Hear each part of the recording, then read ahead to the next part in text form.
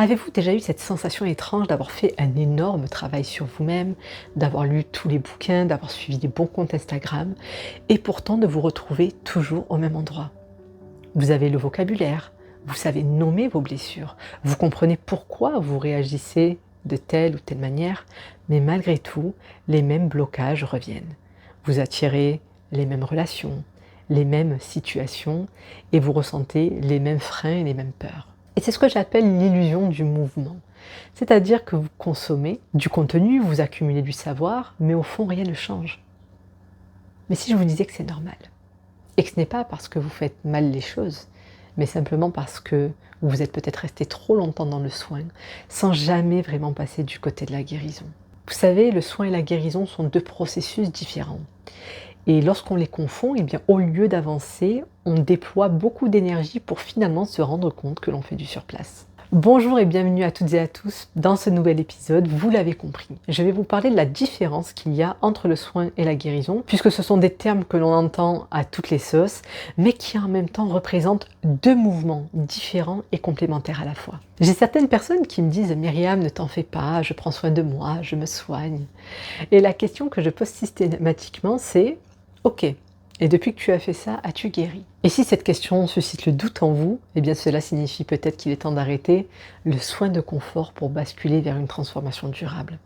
Et c'est précisément sur ce point-là que j'interviens. Vous savez, le soin, c'est ce que l'on pourrait finalement appeler la maintenance émotionnelle. C'est vital et on en a tous besoin. Quand vous faites des exercices de respiration ou de cohérence cardiaque, pour calmer une angoisse, c'est du soin. Quand vous lisez un conseil pour mieux gérer votre stress, c'est du soin. Quand vous prenez un antidouleur pour traiter un mal de dos chronique, c'est du soin. C'est-à-dire que cela va venir traiter le symptôme, rendre le quotidien tenable et empêcher du moins pendant un temps l'effondrement.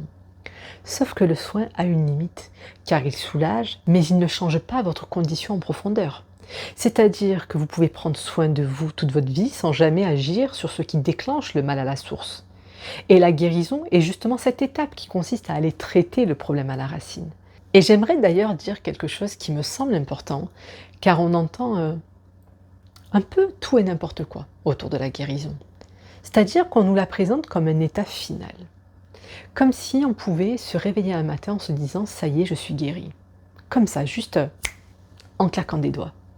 Mais en réalité, la guérison n'est pas la destination finale à atteindre.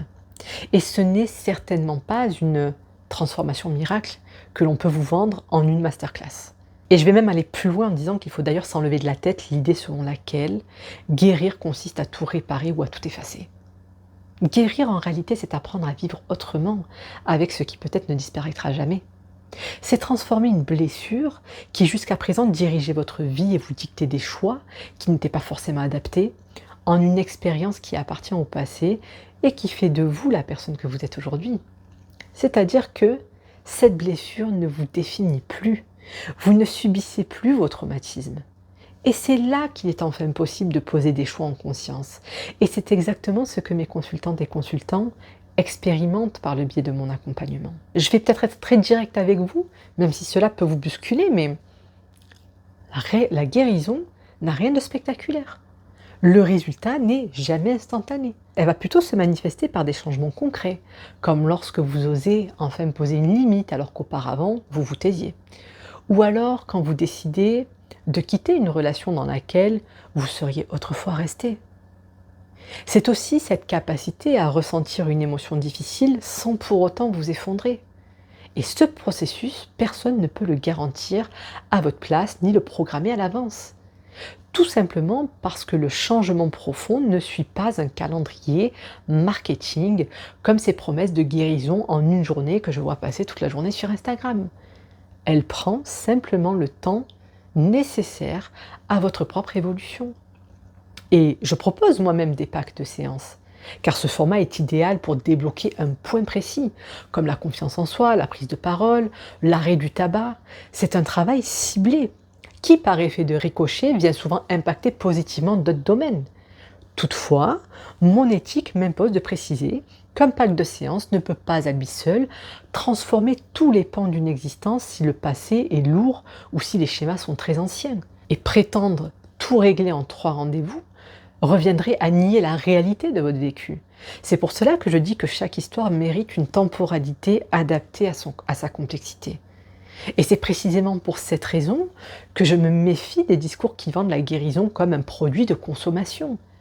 Il faut comprendre que le travail sur soi est un processus vivant et parfois chaotique, avec des avancées et des retours en arrière. Et d'ailleurs, peut-être que certaines personnes pourront en témoigner, mais on a souvent des prises de conscience qui arrivent bien après le moment où on en aurait eu besoin. Et c'est tout à fait normal. Comme c'est un chemin exigeant, cela ne peut pas se faire dans la précipitation ou dans l'illusion que tout va changer du jour au lendemain. C'est pour ça que je dis souvent aux personnes qui viennent me voir que guérir ne signifie pas faire disparaître la blessure. C'est plutôt changer le rapport que vous entretenez avec elle. L'objectif est de faire en sorte que votre passé ne dirige plus vos choix, vos relations ou vos réactions actuelles. Et guérir, ce n'est pas oublier simplement et passer à autre chose comme si de rien n'était non plus. C'est au contraire un travail d'intégration. Il s'agit de digérer votre histoire pour qu'elle ne soit plus la seule chose qui vous qualifie, qui vous définisse aujourd'hui. Et c'est là toute la différence dont je vous parlais. Quand le soin permet souvent de contourner la douleur pour avoir moins mal, eh bien la guérison, elle demande d'accepter de la traverser. Alors bien sûr, vous allez me dire, mais Myriam, on n'est pas maso, on n'a pas envie de souffrir plus. Non, bien sûr, l'idée n'est pas de souffrir plus, mais de faire en sorte que cette douleur cesse enfin, de diriger votre vie en silence. Et forcément, ce passage vers l'inconnu peut faire peur. Et c'est exactement ce que je vous expliquais dans l'épisode sur la zone de confort. Nous restons parfois dans une situation simplement parce qu'elle nous est familière. On connaît les contours de cette zone de confort qu'est notre souffrance.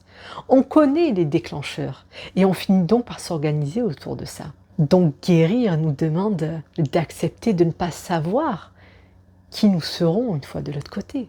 C'est accepter que tout ce que l'on a construit pour se protéger, nos réflexes, nos habitudes et l'image que l'on a de soi, risque de disparaître. Et cette traversée peut effectivement être difficile à concevoir et c'est tout à fait légitime.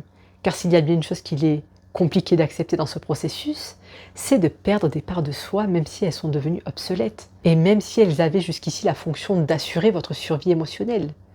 Et c'est là que la résilience entre en ligne de compte et que l'on se trompe souvent sur sa signification.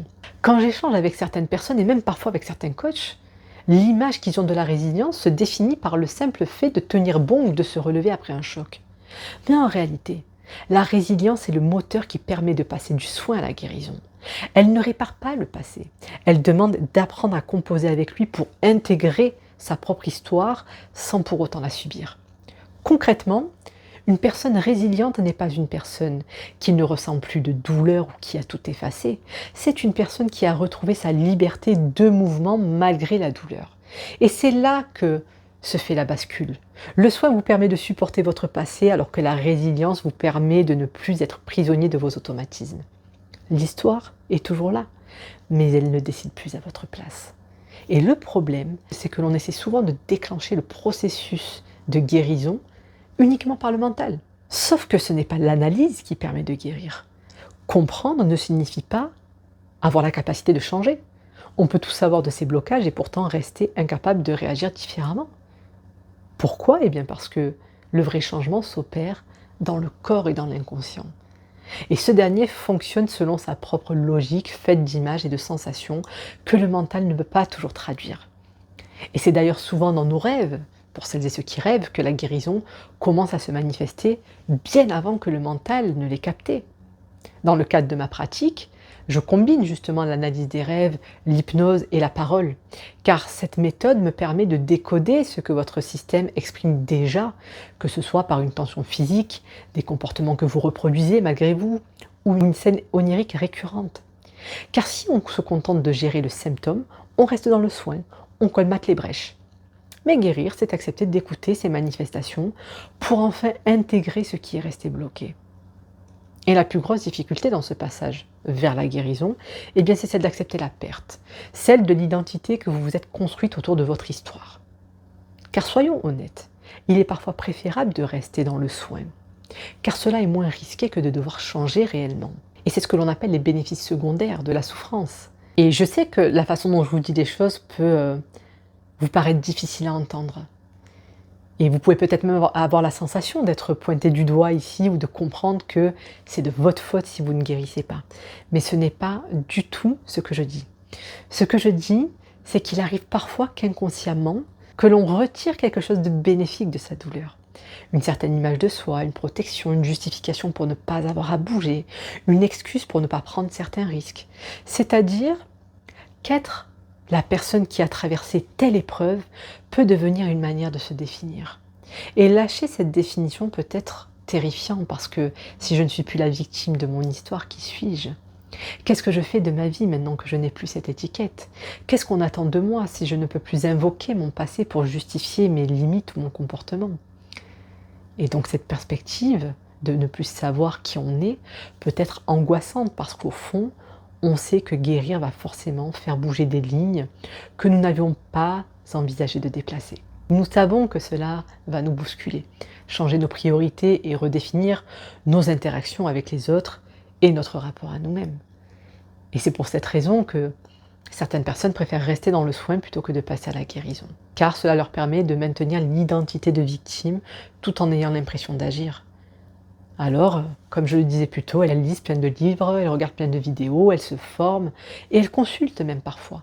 Mais elles ne changent pas vraiment parce que changer vraiment, c'est accepter d'abandonner quelque chose. Alors que guérir demande justement d'accepter d'abandonner cette étiquette pour en construire une autre. C'est finalement un deuil. Le deuil de celui ou celle que vous auriez pu être si les choses avaient été différentes. Mais c'est aussi le deuil de l'illusion qu'un miracle extérieur viendra vous sauver. Le deuil de l'idée que comprendre la blessure suffit à la transformer.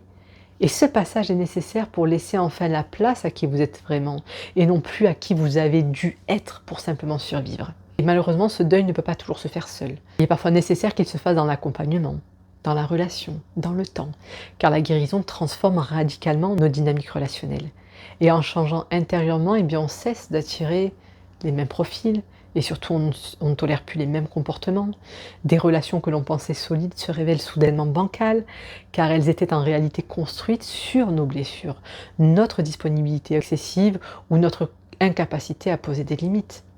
Et le fait de s'affirmer, enfin, sans culpabilité, agit comme un révélateur.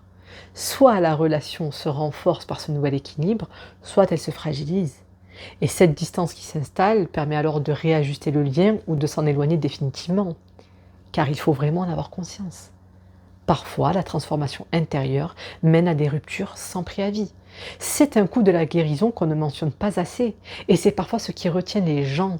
Parce que guérir, ce n'est pas seulement se transformer soi-même, c'est accepter que ce changement va indéniablement impacter tout ce qui nous entoure. Et ça, vous ne pouvez pas le contrôler. Et c'est précisément parce que cette mutation est profonde qu'elle ne peut pas se faire dans la lutte. Car guérir, c'est aussi apprendre à regarder ses blessures avec empathie et compassion. Il ne s'agit pas encore une fois de chercher à les gommer, mais de les reconnaître comme les témoins de ce que vous avez traversé et de ce que vous avez su accomplir pour survivre. Donc aujourd'hui, cette blessure ne doit plus diriger vos émotions ou vos choix, mais elle doit en revanche rester un repère précieux. Elle est celle qui vous oblige à regarder la réalité pour ce qu'elle est afin de ne plus vous retrouver dans des situations qui vont encore vous abîmer. Elle devient en quelque sorte une boussole qui vous rappelle ce vers quoi vous n'avez plus envie de retourner. Alors avant de nous quitter aujourd'hui, j'ai envie de vous laisser avec ces 3 questions. Et laissez-les simplement venir à vous et résonner comme elles doivent résonner. Qu'êtes-vous prête ou prêt à mettre en œuvre pour passer du soin à la guérison? Qui seriez-vous si vous arrêtiez de vous définir par votre blessure? Et qu'est-ce que votre inconscient tente de vous dire que vous refusez encore d'entendre? Je sais bien que ces interrogations peuvent être un peu inconfortables et c'est précisément pour ça qu'elles valent la peine d'être posées. Ça sera tout pour aujourd'hui, mais ce n'est que le début de cette réflexion. Je vous invite donc à vous abonner pour ne pas manquer la suite de cette exploration et on se retrouve très vite pour un nouvel épisode. Merci encore pour votre fidélité.